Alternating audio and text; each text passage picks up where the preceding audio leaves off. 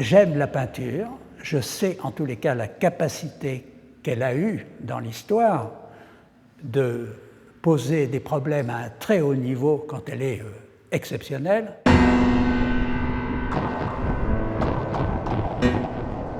Et je me suis dit, moi qui suis un handicapé sur tous les fronts, pourquoi je n'essaierai pas aujourd'hui d'aborder la peinture à ma façon, évidemment à ma façon mentale, parce qu'il ne s'agit pas que je me ridiculise à prendre un pinceau et essayer de faire un paysage ou un concept ou du tachisme ou je ne sais pas quoi.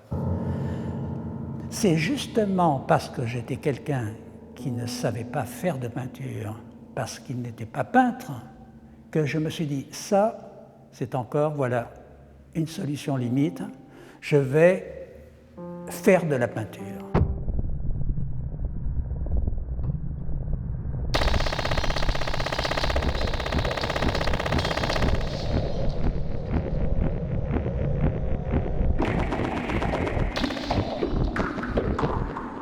Mais faire de la peinture, quand on s'appelle Reynaud, c'est évidemment prendre tous les risques, encore une fois. Mais le risque, pour moi, est générateur quand même, c'est une façon aussi de voir jusqu'où on peut aller.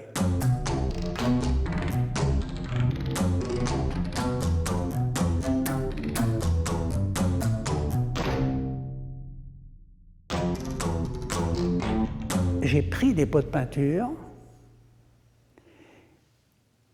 Je me suis rendu compte que lorsqu'il y a sur un pot de peinture la couleur qui est montrée de la peinture qu'il y a à l'intérieur d'un pot, on charge le pot de peinture de cette couleur-là, puisque le pot est fermé. Donc je me suis dit, puisque dans un pot qui est rouge, par exemple, on voit cet aplat rouge à l'intérieur du pot, pourquoi je mettrais de la peinture à l'intérieur du pot? Je n'en ai même plus besoin. En faisant cela, je prenais cet objet, puisque c'est quand même avec des objets quand même que je me suis exprimé tout le temps, je prenais cet objet, encore une fois très mental, puisque j'avais retiré la peinture à l'intérieur.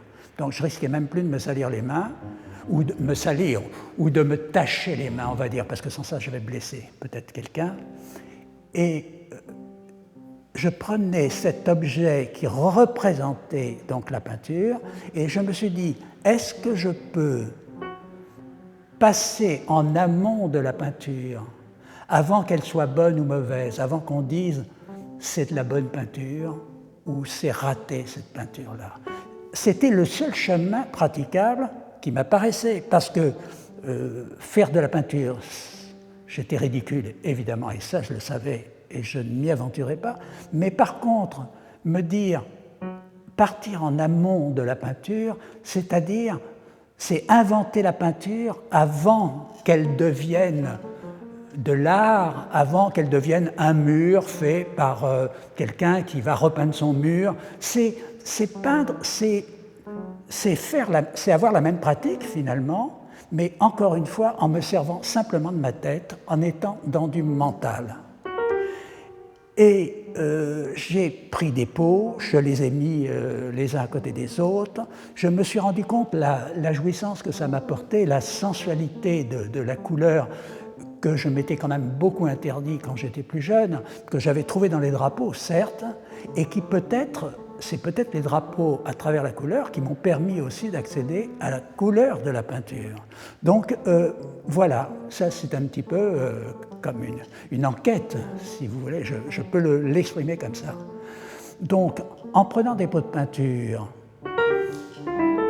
en les associant, en les montrant bruts, non pas en faisant des représentations de peinture, mais en regardant cet objet qui contient virtuellement la peinture, je me suis dit, je travaille avec la peinture.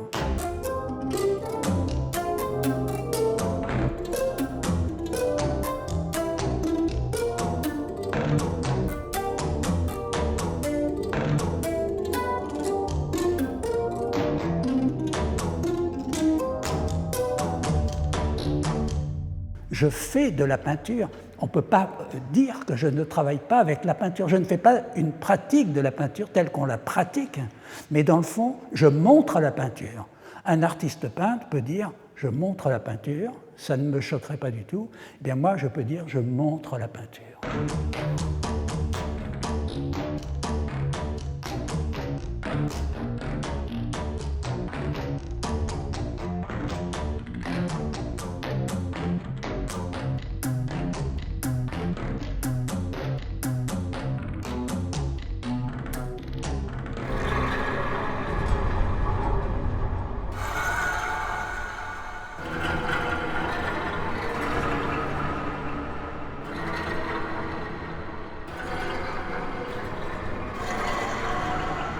En 1962, je remplis un pot de fleurs avec du ciment. Ça sera le geste emblématique qu'on constatera par la suite et qui dure depuis 53 ans aujourd'hui.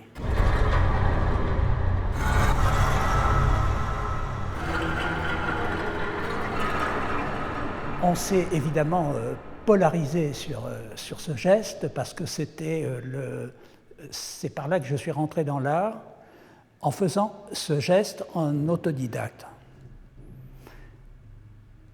Très vite, avec les œuvres d'art, on a besoin de vérifier pourquoi l'artiste fait tel geste qu'un autre. En réalité, les œuvres d'art n'ont pas besoin qu'on connaisse l'histoire qui les a construites. J'ai remarqué qu'il y a une histoire, évidemment, qui a pris plus qu'une autre. C'est le fait que j'étais jardinier avant d'être artiste. Alors, dans les années 67-68, j'imagine, peut-être même avant, que j'ai dit je veux empêcher les fleurs de pousser pour qu'elles ne meurent pas. J'ai dû un jour dire une chose comme ça, et les journalistes, ça a dû leur plaire parce qu'ils se sont projetés sur cette chose et on a véhiculé cette idée que dans le fond, j'empêchais les fleurs de mourir. En réalité, on n'avait rien à faire de laisser les fleurs mourir, mais surtout, ce qui me surprend, c'est que 53 ans plus tard, il y a quelques jours,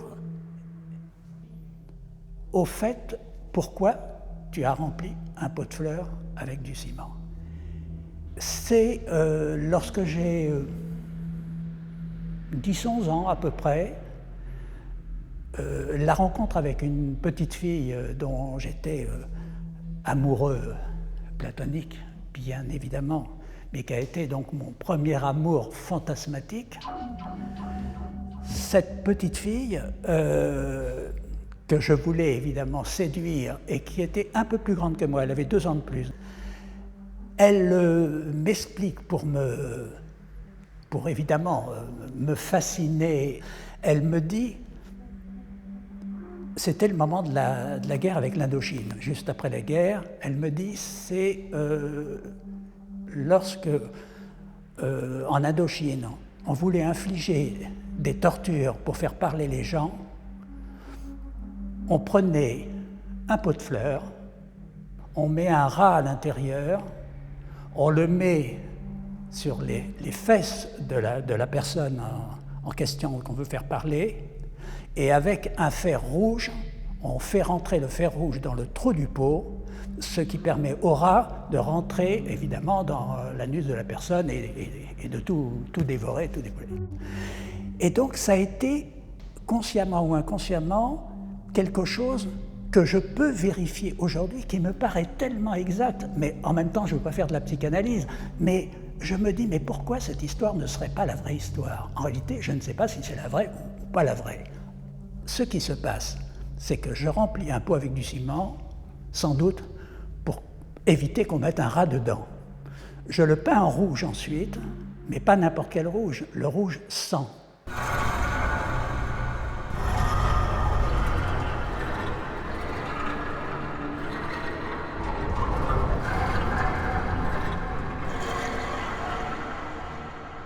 Et ensuite, je divulgue cette forme et cette chose en disant « c'est mon manifeste, c'est mon geste ».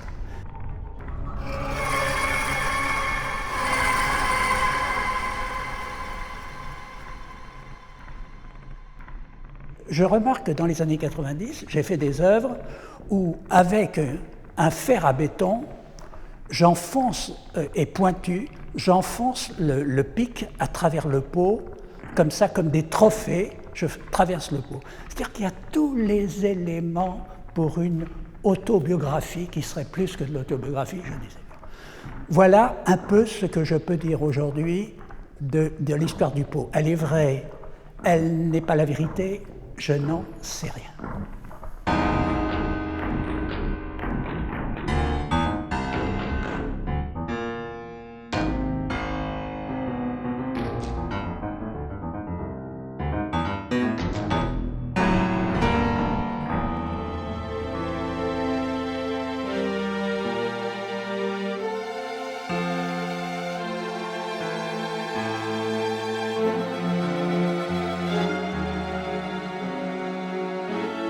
Être artiste, c'est avancer, c'est une navigation à vue. Hein.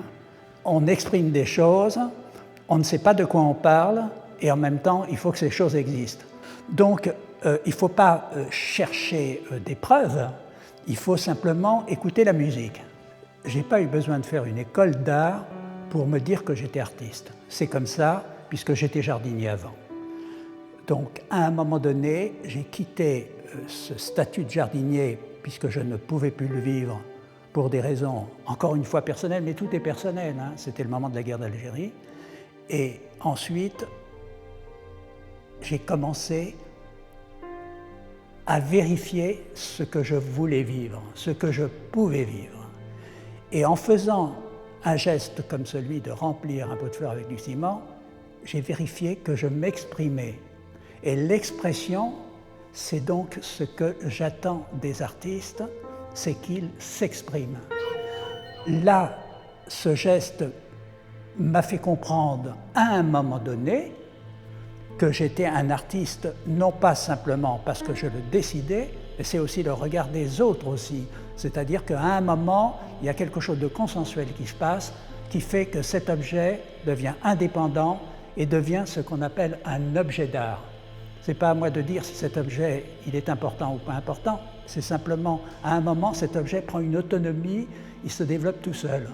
Donc il prend sa vitesse de croisière et cet objet devient donc comme un ovni, quelque chose qu'on regarde et on se dit qu'est-ce qui va se passer. J'ai été convaincu que je faisais une œuvre d'art au moment où j'ai rencontré les œuvres d'art dans une galerie qui était à Saint-Germain-des-Prés, qui s'appelait la Galerie J, dont le mentor était Pierre Estany, et qui montrait Yves Klein, Armand, Christo, Vilglé, les affichistes en général. Là, quand j'ai vu ce que faisaient les artistes, j'ai compris que mon geste était du même acabit et que je me considérais comme un artiste. C'est comme si, dans le fond, j'ouvrais une porte. Tout est possible. Quand je dis tout est possible, avec l'imagination, bien entendu. Tout devient possible. Autant dans le monde réel, il y a évidemment des règles qui font que tout le monde peut vivre ensemble, autant dans le monde de l'art, je ne parle pas du marché de l'art, je parle du monde de l'art, on peut prendre toutes les définitions que l'on veut, toutes les libertés que l'on fait, on a le droit parce qu'on en assume aussi les conséquences. Donc ça, c'est une révélation absolument considérable et j'en profite pour dire que c'est quelque chose qu'on a envie de dire aux personnes qui s'intéressent à l'art, c'est de dire, vous n'imaginez pas combien on peut s'enfoncer à l'intérieur de soi-même dans quelque chose comme ça. C'est une performance, mais ce n'est pas de ça qu'il s'agit. C'est que ce que le monde ne peut pas nous offrir, on est en train de se l'offrir. C'est-à-dire, face à l'inconnu, on peut avancer sans savoir où on va, et on aime ça. Je constate très vite, en faisant cette expérience dite artistique, que dans le fond, je suis en train de chercher ce que le monde extérieur n'est pas capable de m'offrir. c'est-à-dire cette forme de convivialité ou de, voilà, ou d'osmose que le monde, encore une fois réel, propose et que, on peut dire pratiquement 99% des gens cherchent.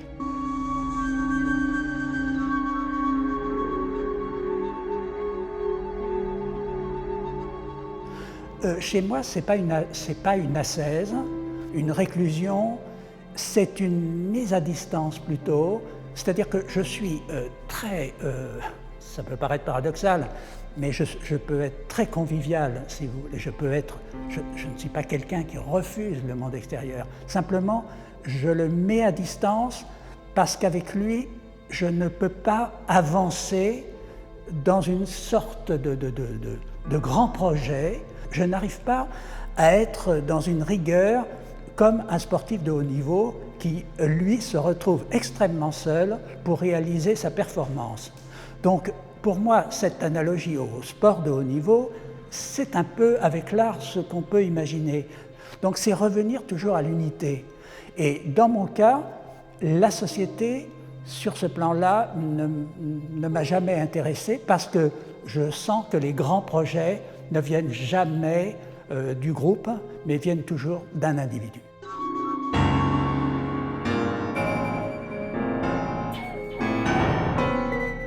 Le sens interdit, d'abord c'est un signe dont je me sers depuis 1962 également. Il y a le pot qui est évidemment l'objet emblématique que que beaucoup de gens connaissent, mais le sens interdit, c'est vraiment les pièces tout à fait du début. En réalité, j'étais fasciné par ce signe. Je crois que tout mon travail ne parle que de signes. Donc ce signe pour moi a été le super signe.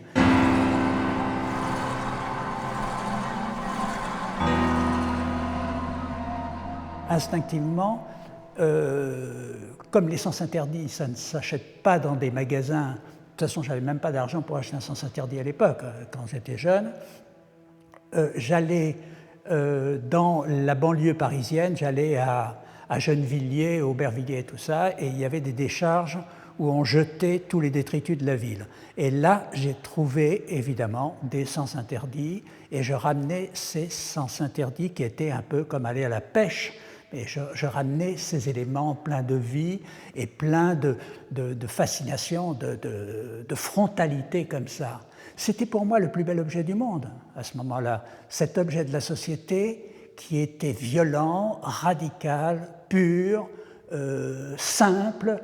C'était une leçon de vie, c'est-à-dire que j'étais en rapport direct avec l'objet le plus primaire, le plus primitif qui me paraissait pouvoir parler. Je me posais pas des questions, suis-je un artiste ou pas un artiste? C'était simplement une sorte de rencontre et je savais que c'était lui et que c'était moi.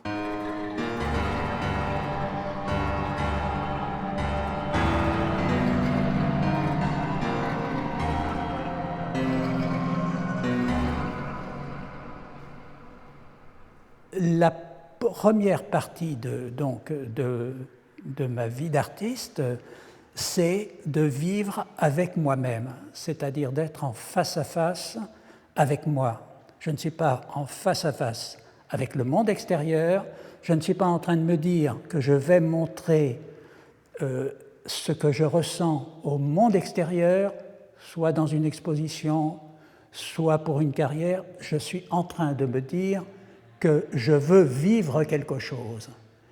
Et là, il y a évidemment, encore comme le sens interdit, un rapport direct. Donc je ne suis pas censuré, je ne me censure en rien. J'ai fait cette petite pièce en 1966. J'étais jeune à l'époque, je devais avoir 24-25 ans et j'avais encore des impulsions sur mon enfance et je ne voulais surtout pas faire de censure.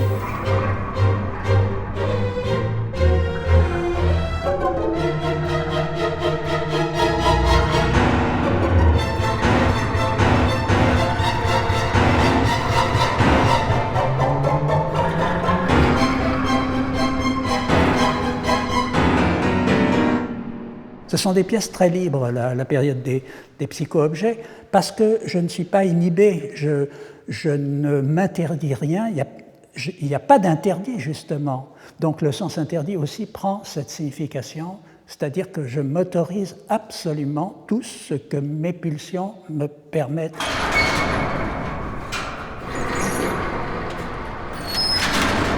J'avais trouvé ce document en 1954 dans une revue, avant que je sois artiste du reste.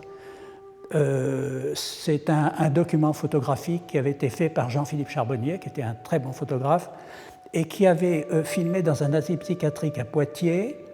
On est juste à la fin de la guerre, c'est encore le 19e siècle, et les malades mentaux étaient mis dans des cellules en carrelage, et comme la personne s'autodétruisait, on l'avait mis nu et on avait mis une litière, on avait mis de la paille.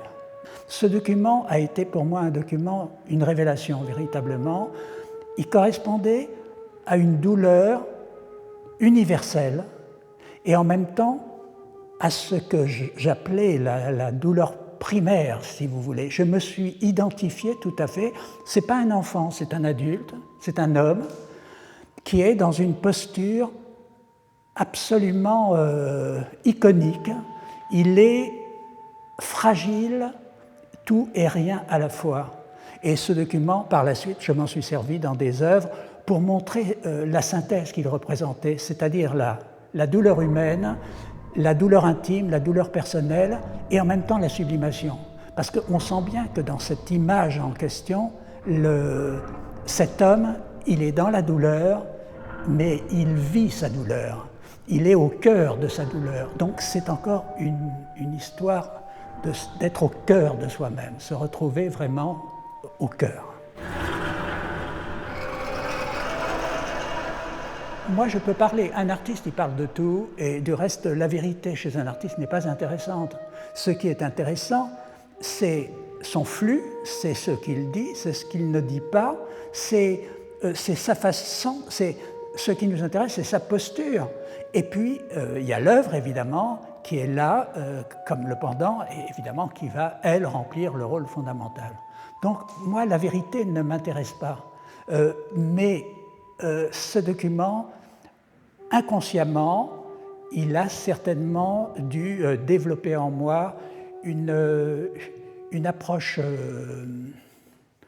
clinique, peut-être, c'est-à-dire représenter la difficulté d'être que j'avais à ce moment-là, en tant qu'adolescent, en tant que jeune homme, devant le monde extérieur, devant la vie,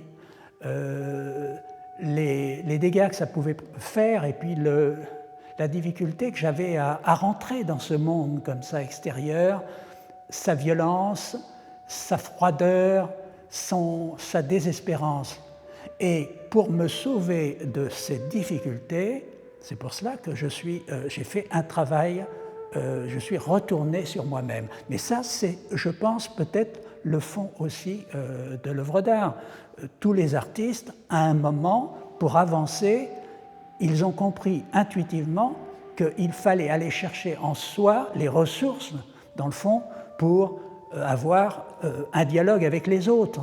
C'est pas le dialogue avec les autres qui est la solution, c'est le dialogue avec soi-même qui devient la chose qu'on peut offrir ensuite aux autres.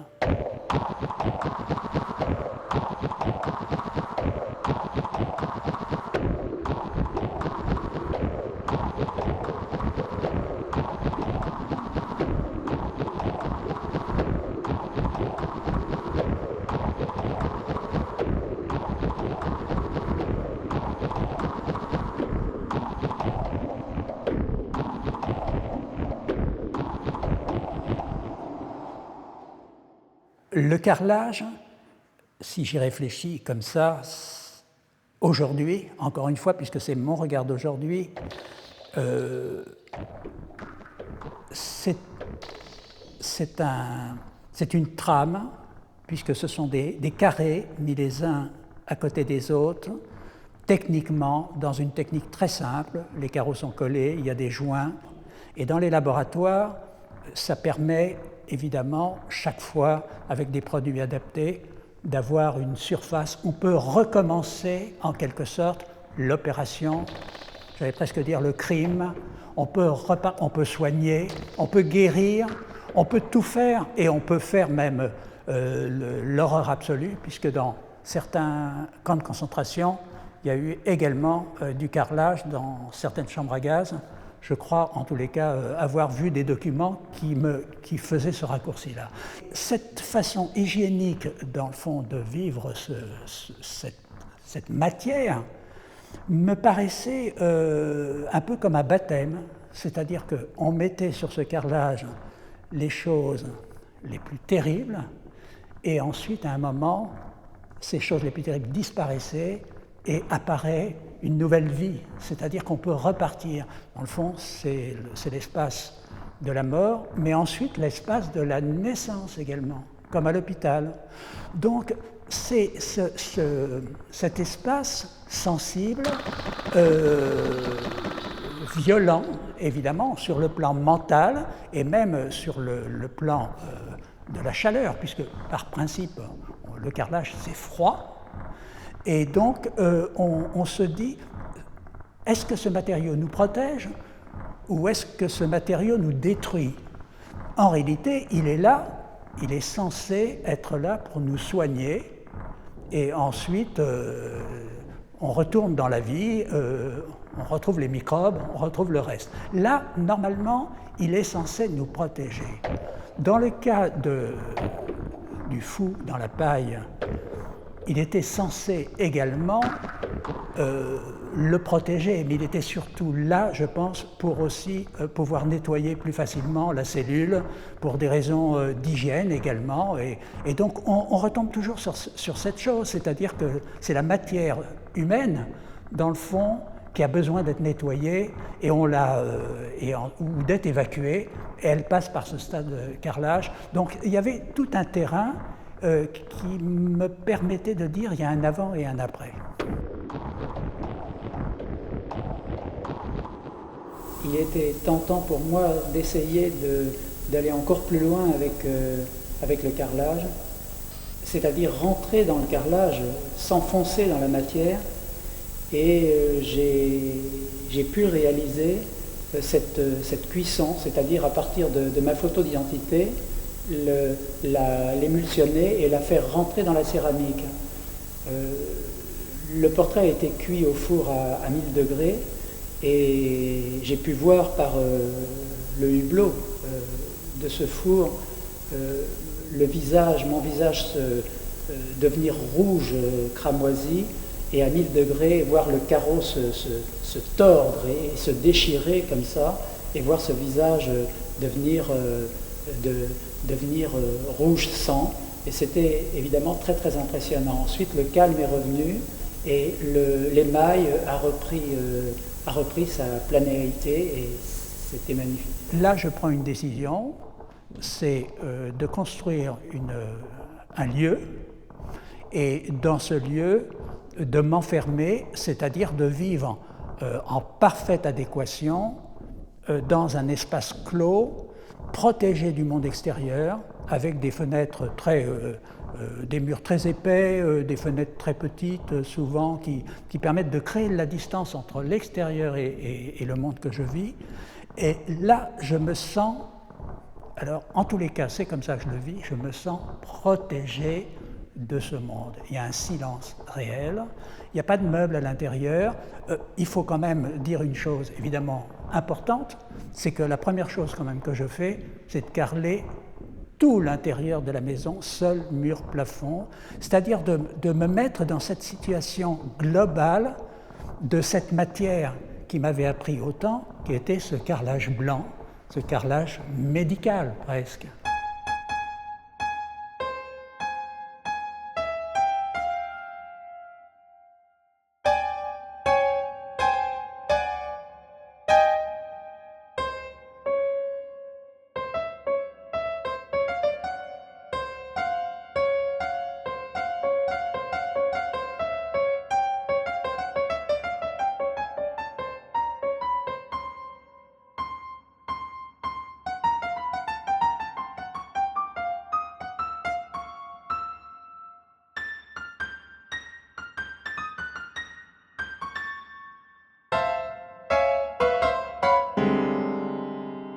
je me sens complètement apaisé.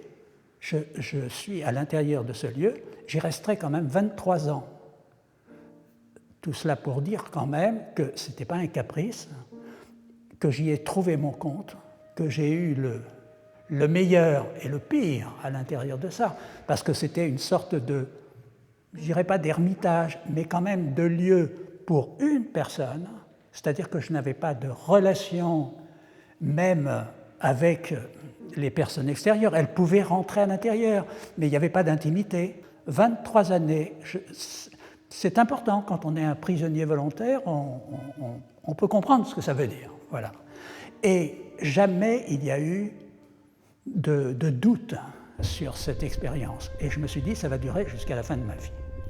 Donc, quand j'arrive évidemment à un âge plus avancé, le monde, je ne dirais pas s'est calmé, mais le monde a pris aussi sa vitesse, et puis j'ai chargé mes batteries. Moi, je me suis rechargé, j'ai pris de l'énergie.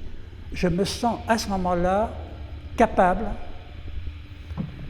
de rencontrer le monde extérieur, en tous les cas de me battre avec le monde. Alors ça, c'est une chose hallucinante pour moi, parce que moi qui ai refusé le monde extérieur pendant 30 ans ou 35 ans, je me dis, maintenant, je peux aller dans le monde extérieur, je ne risque plus rien. Et c'est à ce moment-là que je prends évidemment une décision très grave, c'est de pulvériser la maison, de la faire exploser.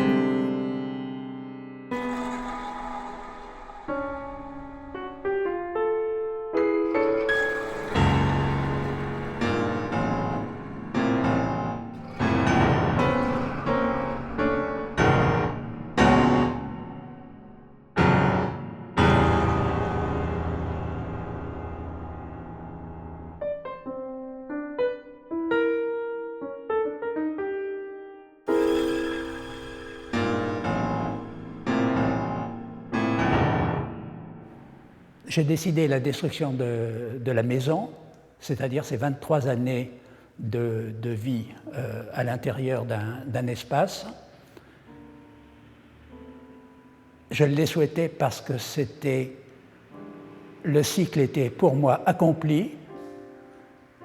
Je n'avais plus rien à attendre de l'enfermement et je pensais que prendre des risques était la meilleure solution pour continuer à avancer.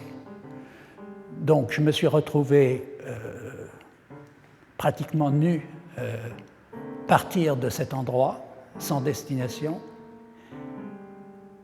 Et là, j'ai senti un bien-être exceptionnel, une sorte de libération, et en même temps aussi la satisfaction de sentir que j'avais fait le geste qu'il fallait faire au bon moment. Je ne saurais jamais véritablement, encore une fois, pourquoi j'ai détruit la maison. Mais je l'ai voulu, et surtout, je ne l'ai jamais regretté. C'était sans doute, c'était peut-être, après une expérience de 23 années, comme je l'ai dit, d'enfermement, une façon de dire « je m'échappe, je tente une nouvelle fois de vivre l'inconnu ». Et c'est vrai qu'à ce moment-là, je n'avais plus de protection. Je me retrouvais face au monde extérieur que j'avais toujours refusé, mais j'étais aussi très excité parce que c'était aussi l'inconnu, c'était le danger, mais c'était là où j'espérais qu'il pouvait se passer quelque chose. Comme je suis artiste, bien sûr, il a fallu que je donne une matière à cette pensée. Et la matière, c'est de trouver des signes, puisque je ne travaille que sur des signes de la société, c'est de trouver des signes qui sont les signes des autres et pas les signes qui m'appartiennent. C'est-à-dire que ces signes ne soient pas assujettis à une démarche individuelle, que ce soit les signaux que tout le monde ressent, comme le sens interdit du reste, mais qu'ils ne soient pas simplement associés à ma personne.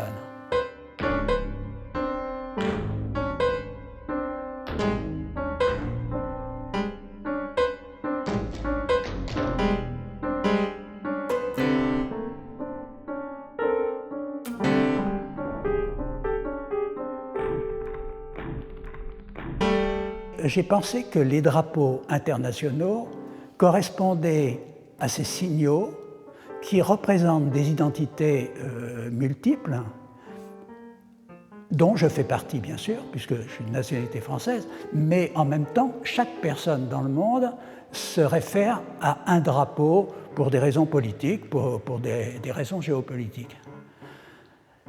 Là, j'ai senti une mine très intéressante, parce que les drapeaux, c'est une palette de couleurs considérable. Il y a donc une sorte de richesse comme ça à travers ces drapeaux. En réalité, ce qui était intéressant aussi, c'est que les drapeaux étaient pratiquement interdits de travailler avec eux, puisque par mesure, ce sont des objets symboliques sur lesquels je n'ai pas le droit d'intervenir. On voit bien la violence quand on détruit un drapeau ou quand on brûle un drapeau, comme ça s'est passé en Iran dans les années 80.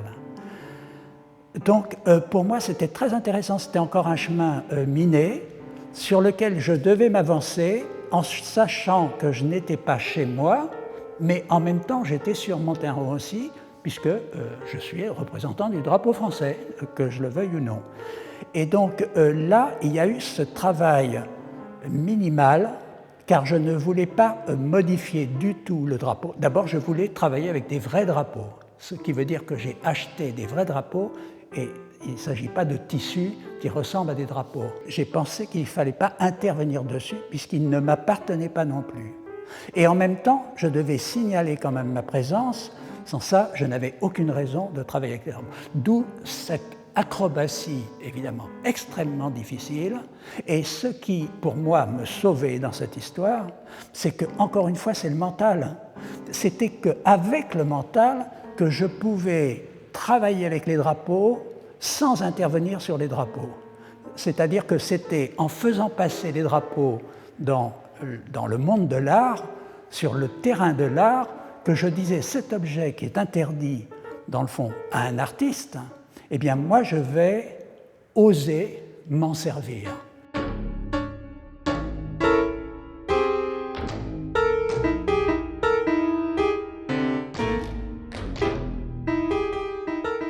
En plus, le drapeau est évidemment un signe politique. Donc, j'ai aussi, par rapport à avant où je rencontrais des conservateurs de musées, là j'ai rencontré des hommes politiques. Et c'était évidemment une situation tout à fait exceptionnelle, parce que jamais l'art ne vous fait rencontrer évidemment des hommes politiques, sauf pour des raisons d'inauguration ou de choses comme ça.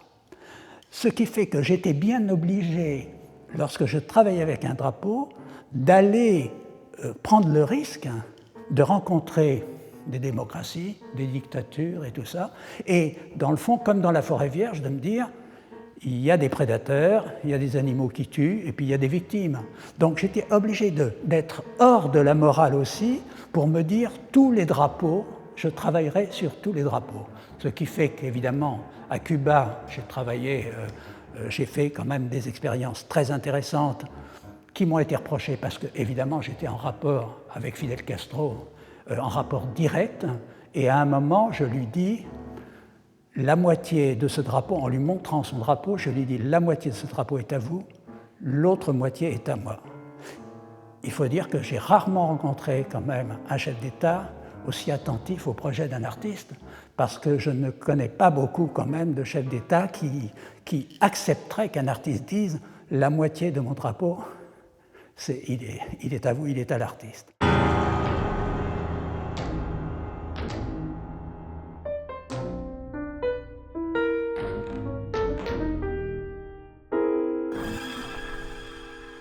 J'ai été en Corée du Nord, quand même dans des situations extrêmement tendues aussi, avec le drapeau.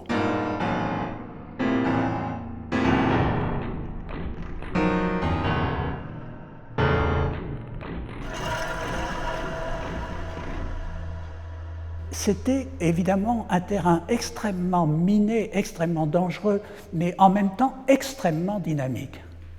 Bien sûr, le monde de l'art, très perturbé,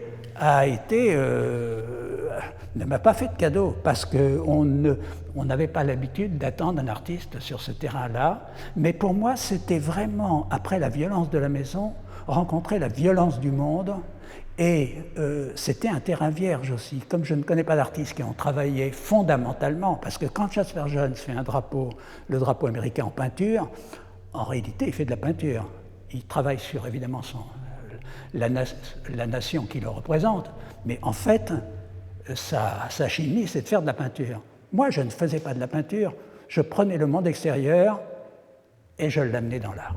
J'essaye de ne pas faire de différence entre notre époque, donc l'art de notre époque, les civilisations anciennes. Enfin, je crois qu'on est tous d'accord que le temps est un temps notre vie, enfin, nous fait prendre la globalité des choses. Et je trouve que quand on fait un morcellement du temps, c'est toujours très faux et c'est dangereux. Ce travail sur la céramique me permet de faire confronter des éléments de civilisation ancienne, comme ce crâne de Nouvelles-Hébrides. Et la particularité qu'il a, qui est pour moi émouvante, c'est cette confrontation entre ce crâne, entre la mort et ce signe de naissance.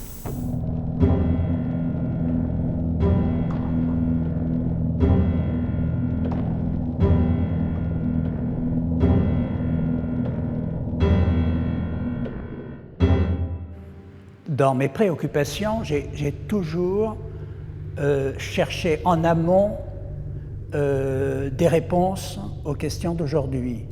Et j'avais montré déjà sur des stèles, des vases étrusques ou des pièces d'archéologie pour montrer l'alliance et le fait que le passé est toujours associé au présent et peut-être même au futur, normalement.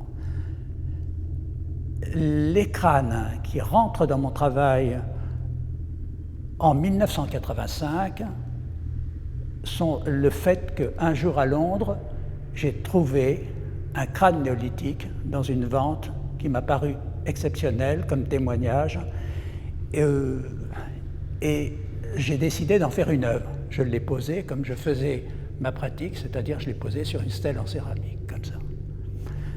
Ce temps entre le néolithique, 8-10 000 ans, et l'actualité, le présent, a fait une sorte de raccourci, comme ça, très fort, un peu violent du reste, mais en même temps empreint d'humanité, c'est-à-dire que je n'avais pas l'impression qu'il y avait de distorsion entre le passé et le présent. Il se trouve qu'au moment où je détruis la maison, c'est justement le moment où je représente la France à Venise au pavillon français. Et je prends la décision, du reste, à ce moment-là, de recouvrir tout le pavillon français avec des crânes néolithiques qui ont été cuits dans la céramique. C'est-à-dire c'est une image en noir et blanc qui a été cuite dans la céramique et tout le pavillon français est recouvert de plus de 20 000 carreaux de céramique. Donc il y a cette présence absolue du crâne, il y a la présence absolue de la céramique, qui est quand même mon matériau privilégié. Donc je suis au cœur d'une rencontre entre le passé et le présent.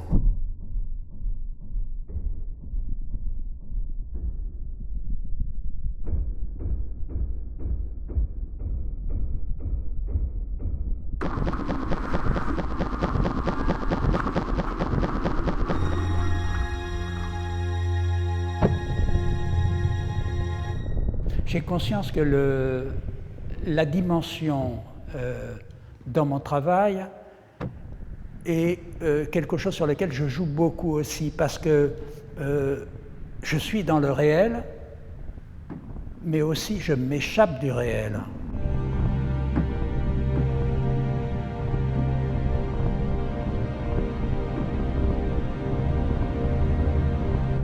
Quand je vois le milieu de l'art aujourd'hui, avec ses exigences, je veux dire, économiques, sa stratégie économique, j'ai l'impression que ça ne correspond pas au support de rêve qui me permet d'être dans l'extrême, donc d'échapper même à la notion, j'allais presque dire, de commande. Vous savez, dans le monde de l'art, il y a quelqu'un qui peut vous commander une œuvre, monumentale ou pas monumentale du reste. Mais le monumental, par exemple, a ses limites. C'est-à-dire qu'à un moment, on vous dit stop, l'économie ne permet pas de réaliser ce que vous voulez faire parce que ça coûte trop cher ou il faut trouver des sponsors et tout ça. J'ai imaginé de m'affranchir de cette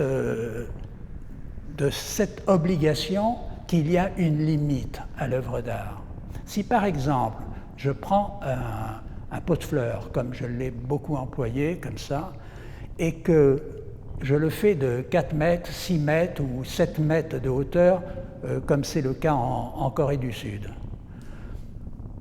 On arrive en limite de charge à peu près de ce que l'on peut faire avec des chantiers navals pour tourner des formes comme ça, parce que c'est un petit peu comme dans les bateaux. On arrive à 10, 12 mètres, 15 mètres. On ne peut pas aller au-dessus. Après, ça devient de l'architecture.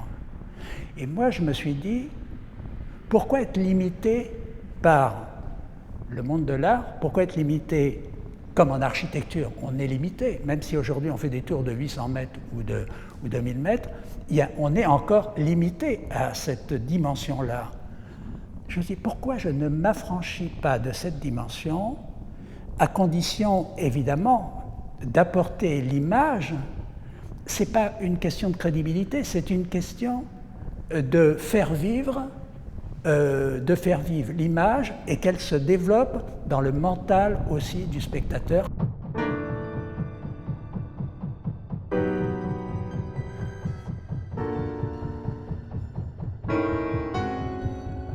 Ce pot de fleurs qui, dans le réel, ne peut pratiquement en aucun cas dépasser 15 ou 20 mètres de hauteur, ce qui est déjà considérable. Il faut savoir que le pot qui était devant le centre Pompidou faisait 3,50 mètres de hauteur, si monumental soit-il. Là, je me suis dit, mais 1000 mètres de hauteur, pourquoi pas? Parce que je n'ai plus besoin de réaliser que la chose existe dans le réel, qu'elle soit construite. Donc, évidemment, c'est complètement magique. C'est-à-dire, je me dis, ce tapis, il n'est pas sur le sol, c'est un tapis volant.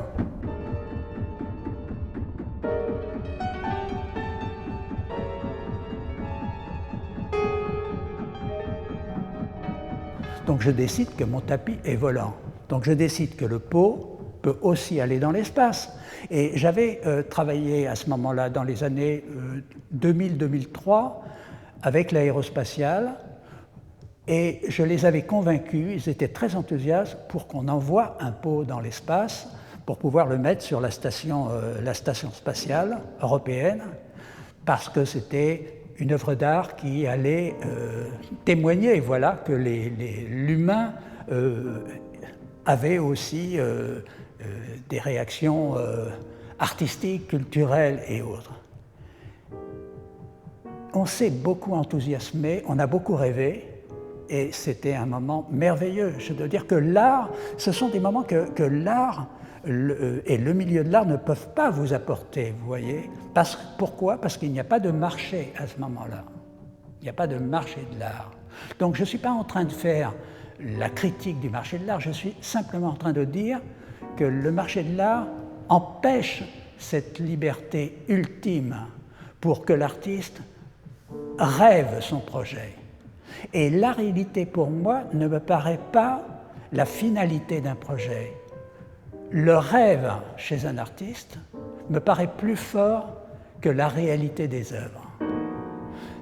Encore une fois, je reprends ce mot, le mental, chez moi, c'est une façon de vous faire voyager, que ce soit dans l'espace, au fond de la mer, ou dans des situations extrêmes où les œuvres d'art ne pourront jamais s'exprimer. Donc c'est ma méthode, c'est peut-être la méthode Reynaud, mais c'est surtout une façon de dire aujourd'hui, à l'ère d'Internet, où on peut tout faire en images numériques, où on peut tout tout rêver, où il n'y a plus de limite en quelque sorte, l'artiste doit trouver, enfin l'artiste que je suis, puisque je ne suis pas en train de dire que c'est une direction, l'artiste que je suis doit pouvoir mettre au point quelque chose d'opérationnel qui vous entraîne du côté des œuvres d'art, mais dans une situation où c'est bien au-delà du marché et même bien au-delà de la notion d'œuvre d'art que l'on avait, puisque là, il n'y a rien à vendre. L'artiste est en train de vous faire vivre son hors limite. Et c'est cette chose qui est le début de tout un programme que j'ai mis au point.